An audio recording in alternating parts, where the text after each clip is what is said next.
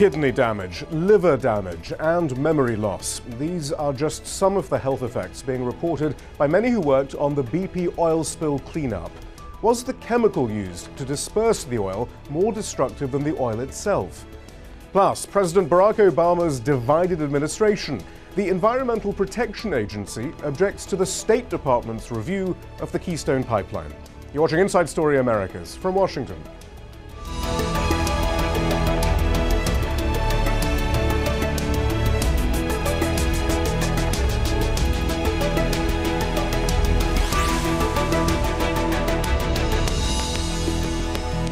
Hello, I'm Shihab Rattansi. Time and again, those working to clean up the 2010 Gulf of Mexico oil spill were assured that the chemical they were using to disperse the oil was as safe as, quote, dishwasher soap.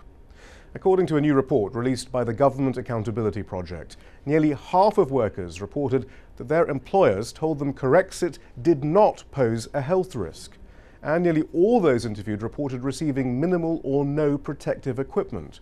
That's despite warnings clearly spelled out in the manual provided by Corexit's manufacturer. Now, 3 years on, and many cleanup workers are reporting serious health problems, including seizures, temporary paralysis, and memory loss. We spoke to one former cleanup worker, Malcolm Coco, who's taking part in a lawsuit against BP. Much more oil that was being released every day than was reported. Much more oil.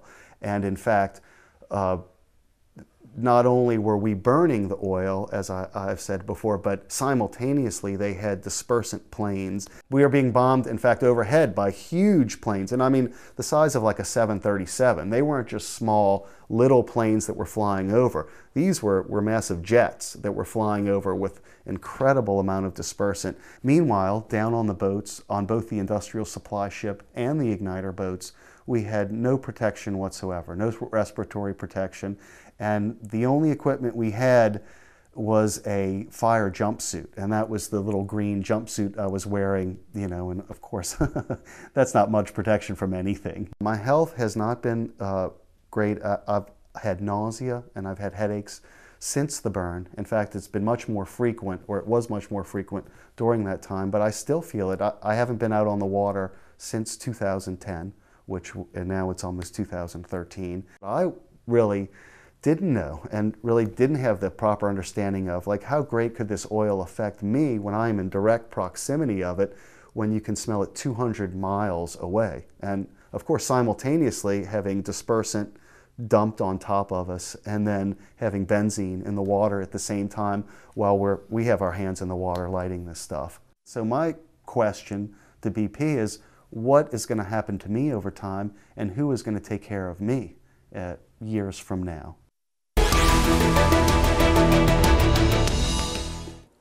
And joining us from Baton Rouge, Louisiana, is Mary Lee Orr. She is the executive director of the Louisiana Environmental Action Network, which worked closely with the Government Accountability Project on this new report.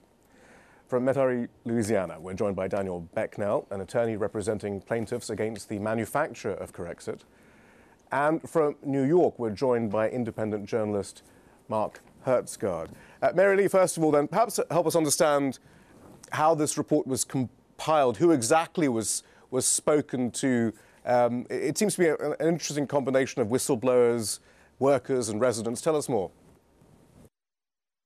Right. Well, we started getting calls right after the rig went down. We got calls from fishers, from their wives, telling us they were sick, then divers who dove for NOAA, and GAP found out about it, got in contact with the divers, got in contact with us, and then Mark did a great job, I think, of making the story come to life and telling about Scott and Jamie and Jory and all the people, and many, many people, like the young man who spoke earlier, whose lives are forever changed. Well, Mark, perhaps you can tell us a bit more about the sort of symptoms that you have compiled. Yeah, I should just clarify here, I'm not part of the Government Accountability Project. I am an independent journalist, and I reported on this separately for Newsweek magazine, and we broke this story the day before the 3rd anniversary of the spill. I went down and reported on the basis of a lot of the GAP investigation, went back and re-reported, talked to many of their same sources. I talked to a lot of workers and shipboat captains who went out on this cleanup job. And basically none of them told me that they had been given any kind of preparatory training. It is law in the United States that when you are working on a hazardous chemical or oil industry job that you have to have what are called material safety data sheets that lay out the compounds, the hazardous compounds you may encounter, and most importantly, the kinds of protective gear and precautions that you should take. That's really what is at issue here, that an anonymous whistleblower came forward and showed that BP had been given those documents, a manual from Nalco, the manufacturer that you mentioned, and that BP essentially buried that, kept that information from the workers, and made the workers go out there on the water without proper gear, and in fact threatened to fire them if they complained about it. So not just actually, they actually asked Nalco, the manufacturer, not to include the safety manuals in their shipments of the Corexit dispersant. Is that correct? It seems that way. BP, I should say, refused to comment. We contacted them repeatedly. They've declined to comment. But what the source says was that some of the manuals were sent out very early in the cleanup. A couple went out. But then, because of the work of the Louisiana Environmental Action Network and scientists who began to raise questions about the Corexit, and importantly, the Environmental Protection Agency, whose administrator, Lisa Jackson, wrote to BP and asked BP to use a less toxic dispersant. But very important, the EPA did not have the authority to force BP to do that. They could only ask. BP declined. They kept using the Corexit, and somewhere along that timeline, apparently BP told Nalco to stop sending out those manuals. And so I'm told that right now, someplace in the offices or the factory of Nalco, there is a very large room filled with hundreds of these technical manuals that essentially are the smoking gun to what I call the cover-up. BP essentially mounted a cover-up here with that dispersant. They made that oil spill disappear, at least from the world's television screens. And I think that accounts for a lot of why, 3 years later, what President Barack Obama called the worst environmental disaster in American history has been essentially forgotten by most of the country. Most of the U.S. media has forgotten it as well. So we were happy at Newsweek to be able to put this back on the agenda. Well, we did ask BP for a statement to respond to this latest investigation and the long-running allegations against Corexit. This is what they said. It's pretty standard, I think, from many of their other statements. Quote, use of dispersants during the Deepwater Horizon oil spill was coordinated with and approved by federal agencies, including the U.S. Coast Guard and the EPA. Based on extensive monitoring conducted by BP and the federal agencies, BP is not aware of any data showing worker or public exposures to dispersants that would pose a health or safety concern. So lots to analyze there. But Daniel Becknell, first of all, I mean, those manuals specifically mention Corexit 9527, Corexit 9500, which were used on the oil spill, and there would appear then to be a direct correlation with the sort of symptoms that have been collated from all these witnesses and the warnings in those manuals. Is that correct? That is correct. In every medical school, every toxicologist knows there are books dealing with this. Castleret and Dools, The Basic Science of Poisons. This is where the start of MSDS sheets took place. This chemical, by the way, was used in the Exxon Valdez case. And Exxon jettisoned this chemical and sold it to Nalco, who wound up using it, and it would be okay to use it in a small pond or maybe a 10-acre oil spill, but not the way they were doing it with my client and hundreds of workers who were cleaning up this spill. The MSDS sheet tells you exactly what you have to have: respirators, chemical gloves, chemical boots, Tyvek type suits, and none of them had it. And in addition, Malcolm Coco was corralling the oil, and then he would take a firebomb and throw it in the middle of it, and he'd have to stay with the burning Corexit and oil until it went out. And then he would do it over and over and over again. It was massive. If you thought the Kuwaiti oil fires were massive, you should have seen these fires. He has pictures of it all, which they didn't want him to take. but he kept them anyhow. What seems to be clear, Mary Lee, is that the reason why protective gear, why BP and the government, for that matter, didn't want protective gear to be used was, again, to minimize the impression of the disaster. Yes, go ahead. Right. I have so much to say. One of it, I want to say, we've been bamboozled, as a friend of mine would say. We were bamboozled by BP. We actually went out as a result of talking to the folks in Alaska and bought protective gear for our fishers who love the Gulf so much they were willing to give their life to save it. But as one man said, I was willing to catch on fire, but I wasn't willing to be sick for the rest of my life. And when our fishers tried to use their protective gear, they were told that they would be fired or relocated. They were not allowed to use any protective gear. And what Mr. Becknell was talking about, to me, looked like Dante's Inferno.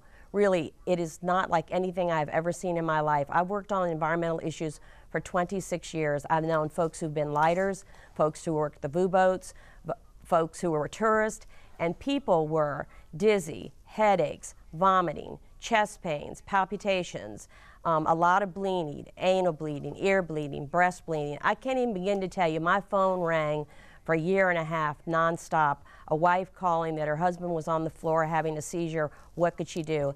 I've never seen a catastrophe like this. And then I felt like this iron curtain of silence fell around the Gulf where we couldn't get our voices out. No one heard us. No one seemed to care that our beloved Gulf was in dire danger. We were a living experiment after this burning and the Corexit. Because if you take Corexit and sweet crude oil and you mix them together, they become at least twice as toxic. So you have the oil and the Corexit, and you're exposed to that, you can have serious, serious long-term health effects. Excuse me. I get very upset about this, you can tell. No, well, I can see why. But Mary Lee, I mean, we mentioned the EPA there and Lisa Jackson, who was the head, and of course, she did have no power to tell BP not to use Corexit. Having said that, in interviews, I think actually in Mark's article in Newsweek, she seemed to be suggesting, though, that it was a calculated risk, that they sort of knew the damage that it could cause, but it was a choice between damaging the deep water and damaging the coastal shallows. And so, I mean, it was an interesting statement from her that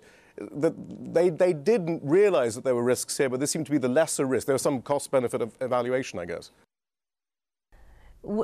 I met with the administrator very early on before she wrote that letter and said I felt the biggest mistake we made was the use of dispersant and the fact that we didn't have worker health and safety protective gear.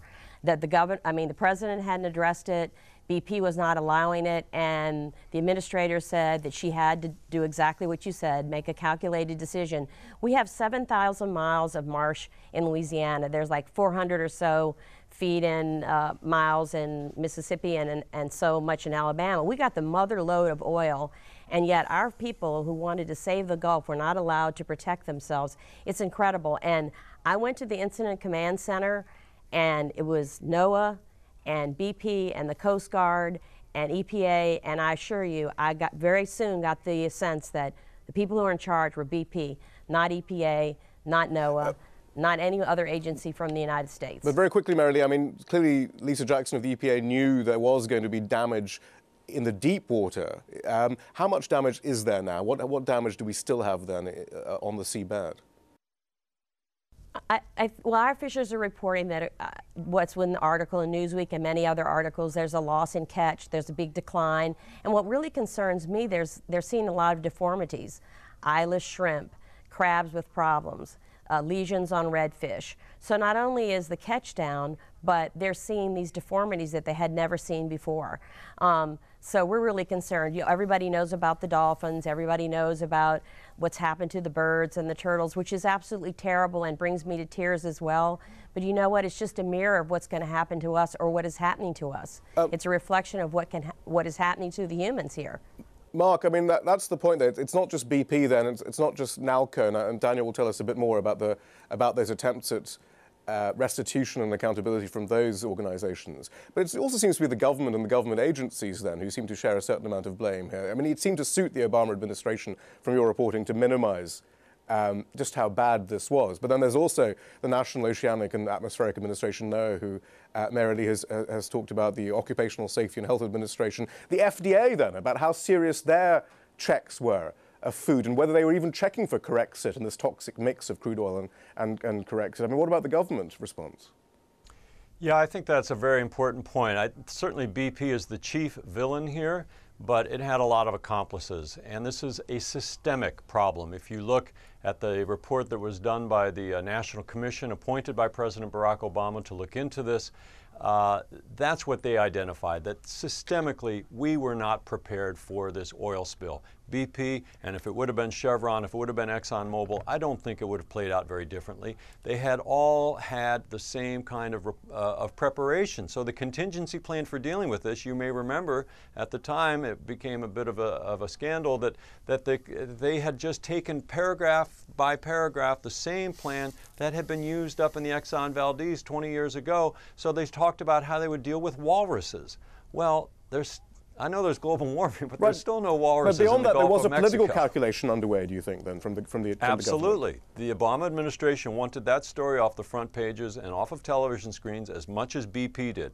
Now, let's, in fairness to Administrator Jackson, she pointed out that, as you mentioned, that we wanted to keep that oil off the coast, and I think we have to say that the Corexit did achieve that goal, and Administrator Jackson also points out that the President's Commission on this did not find fault with using Corexit for that purpose. But what I think is indefensible and that nobody has tried to rationalize away is how then can you send those workers out there with no protective gear?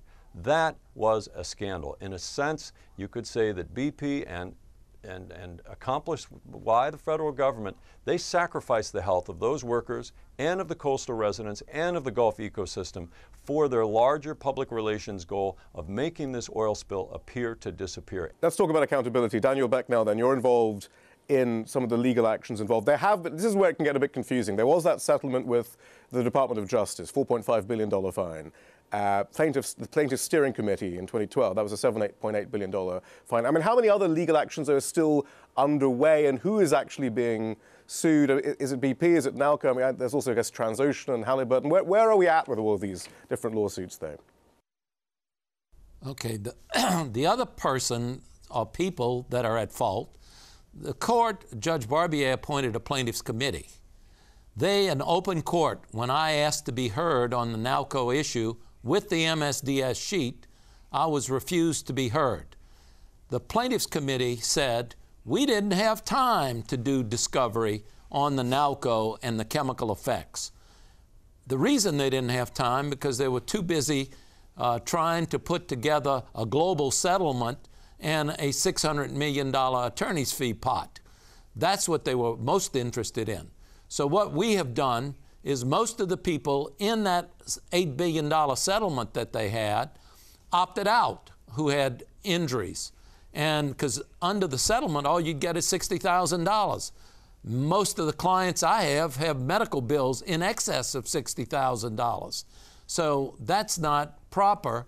They opted out. We're filing new lawsuits. We are filing today a new MDL for all of the opt-outs, and there are 10,000 or more opt-outs, many of whom are these cleanup workers and other people who were excluded from the settlement by both BP and the plaintiffs' committee. That's who the negotiators were. And very quickly, is anyone likely to go to jail for this? I mean, Bob Dudley, the chief of BP, just the other week said that Corexit was no more harmful than dishwashing soap.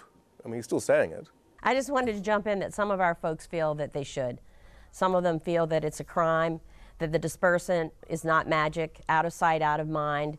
There was a reason that they did it, and it was the biggest mistake. And we didn't get to the core issue to me is they want to use the response that they did in the Gulf of Mexico as a model for every other spill that they have. And to me, that is an ongoing crime. I cannot believe it.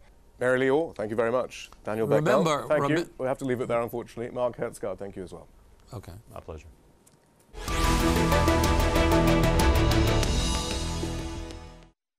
The U.S. Environmental Protection Agency has criticized the State Department's review of the Keystone XL pipeline project, which seeks to bring tar sands oil from Canada to the southern U.S. state of Texas. The EPA lists detailed concerns regarding greenhouse gas emissions and pipeline safety, concluding that the State Department's environmental impact assessment was insufficient.